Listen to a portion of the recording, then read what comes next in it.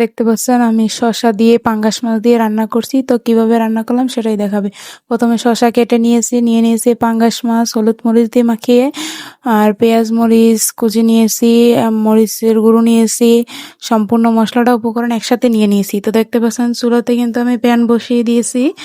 তো এখন আমি প্যানের মধ্যে পরিমাণ মতো তেল দিয়ে দিচ্ছি। দেখতে পাচ্ছেন তেলটা দিয়ে দিছি। তো এখন আমি মাছগুলোকে একে একে দিয়ে দেব। তো দেখতে পাচ্ছেন মাছগুলোকে কিন্তু আমি দিয়ে দিচ্ছি। মাছগুলোকে আমি ভালো করে ভেজে নেব। তো আমি এই জায়গায় 5 পিস পাঙ্গাস মাছ নিয়েছি, আপনারা চাইলে বেশিও নিতে পারেন। তো দেখতে পাচ্ছেন মাছগুলোকে দিয়ে দিয়েছি, মাছগুলোকে এক পাশ ভেজে নিয়েছি, এখন অপর পাশও মাছগুলো ভেজে নেব।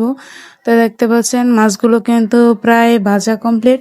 এখন আমি মাছগুলোকে নামিয়ে নিচ্ছি একে একে করে। তো দেখতে পাচ্ছেন মাছগুলোকে কিন্তু আমি নামিয়ে নিতেছি একে একে করে, সম্পূর্ণ মাছগুলো আমি নামিয়ে নিব। তো মাছগুলো আমি নামিয়ে নিয়েছি। এখন আমি চুলোতে একটা কড়াই বসিয়ে দিয়েছি। দেখতে পাচ্ছেন কড়াইতে এখন আমি পরিমাণ মতো তেল দিয়ে দিচ্ছি। তো দেখুন পরিমাণ মতো তেল দিয়ে দিচ্ছি। এখন আমি দিয়ে দিব পেঁয়াজ কুচি, কাঁচামরিচ ফালি করে রেখেছিলাম সেগুলো দিয়ে দিলাম। এগুলোকে একটু নেড়ে চেড়ে ভালো করে ভেজে নেব। তো দেখতে পাচ্ছেন নেড়ে চেড়ে নিচ্ছি, এগুলোকে ভালো করে একটু ভেজে নেব। তো দেখতে থাকুন, এগুলোটা ভালো করে ভেজে নিচ্ছি। এখন আমি এর সাথে আদা রসুন বাটা আর পেঁয়াজ বাটা দিয়ে দিচ্ছি। এগুলোকে এখন আমি একটু ভালো করে ভেজে নেব।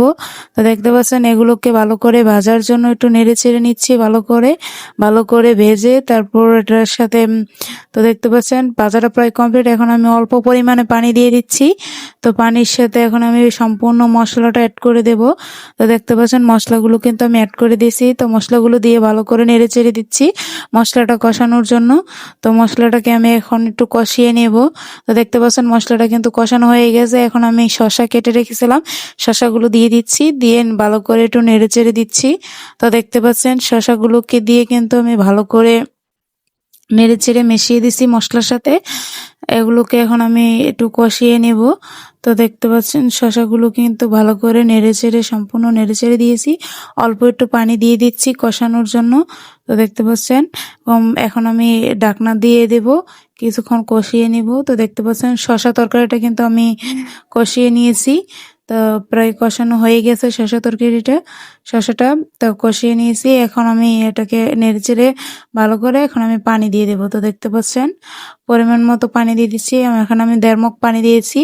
তো এগুলোকে এখন আমি ভালো করে নেড়ে চেড়ে একটু ঢাকনা দিয়ে ডেকে রাখবো। তো দেখতে পাচ্ছেন ঢাকনা দিয়ে দিচ্ছি এটা যাতে একটু উতলিয়ে আসে। তো এর ঝোলটা একটু উতলিয়ে আসছে।